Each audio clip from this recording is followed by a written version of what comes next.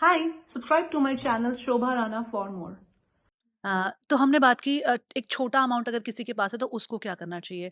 आपने उसका सोल्यूशन बताया, लेकिन एट द सेम टाइम अगर किसी के पास एक बड़ा अमाउंट है, लेट्स से 10 लाख, 15 लाख, 20 लाख का अमाउंट है, तो उनके लिए किस तरह का इन्वेस्टमेंट सही होगा? Of course first step should be कि आप म्यूचुअल फंड का पोर्टफोलियो बनाएं।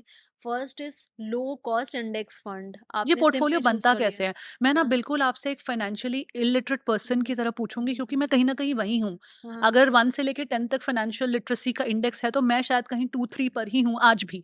आई have been working for 17-18 years now, या लेकिन I think I would rate myself there only. तो कैसे, मतलब वो how does one prepare this mutual funds का पोर्टफोलियो?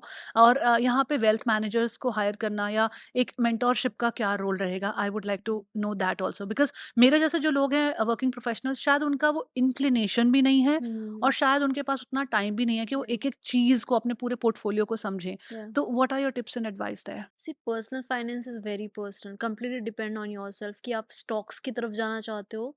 अगर नहीं तो mutual fund more than enough है, क्योंकि आपको वहां पर ऑलरेडी मैनेज पोर्टफोलियो मिल रहा है, आपके साथ बहुत लोगों का मैनेज हो रहा है और एक्सपर्ट ही कर रहे हैं। देन अब इंडेक्स फंड, अब आप जो म्यूचुअल फंड चूज कर रहे हो वो कैसे चूज करना है? सिंपल है, जिसको आप जानते हो, जिस इंडस्ट्री को आप जानते हो, पहले उसी को पिक करना चाहिए हमें। पहला हमने इंडेक्स फंड पिक कर लिया कि इंडिया की ग्रोथ स्टोरी पे हमें बिलीफ है, बिलीव करते हैं हम, ट्रस्ट है कि इंडिया अभी टॉप 5 में है, वर्ल्ड में टॉप 3 में आने वाला है। राइट, आप simply mutual fund, index fund की हमारी जो टॉप 50 कंपनीज है हमारी इंडिया में स्टॉक मार्केट में, उसमें हमने चुपचाप इन्वेस्ट कर दिया। फर्स्ट स्टेप ये हो गया। सेकंड, आपकी जो खुद की इंडस्ट्री है, आई बिलीव जो आप खुद की इंडस्ट्री उसके बारे में आप ज़्यादा जानते होंगे, और एंड देन आपको एफर्ट भी नहीं लगेंगे ज़्यादा जानने के लिए। आप टेक में हो तो टेक का आप जो पोर्टफोलियो म्यूचुअल फंड का वो आप पिक कर सकते हो। मैं फिनटेक की हूँ तो मैं फिनटेक की ज़्यादा पिक करूँगी, बैंक्स ज़्यादा पिक करूँगी, क्योंकि मेरे को इंटरेस्ट भी उसी में है और मैं उसी इंडस्ट्री से आती हूँ। राइट, अगर कोई फैशन का है तो वो वैसी ब्रांड्स एफएमसीजी ज़्यादा पिक करेगा।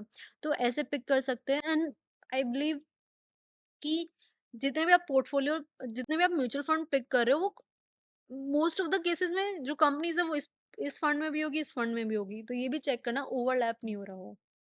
तो आपके पास जो म्यूचुअल फंड का पोर्टफोलियो है, मोस्ट ऑफ द केसेस में लोग वही कंपनीज को डिफरेंट डिफरेंट म्यूचुअल फंड में होल्ड करके बैठे होते हैं।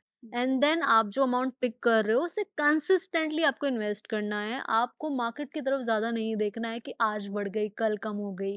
कंसिस्टेंसी, जो हमने कंपाउंडिंग की बात की कि आप 15,000 हर महीना इन्वेस्ट कर रहे हैं और 10 साल तक करोगे, 20 साल तक करोगे, तो जैसे 10 साल में स्लो ग्रोथ हुई है, लेकिन वैसे ही जैसे ही वो 10 का 20 साल होगा, 20 का 30 होगा, तो वो 2x 3x होता चला जाएगा। राइट, तो कंपाउंडिंग इज वेरी इंपॉर्टेंट और उस पर फोकस करना चाहिए कि हम ऐसे मार्केट को ज्यादा ना देखें और बस हेड डाउन करके इन्वेस्टिंग करते रहे म्यूचुअल फंड।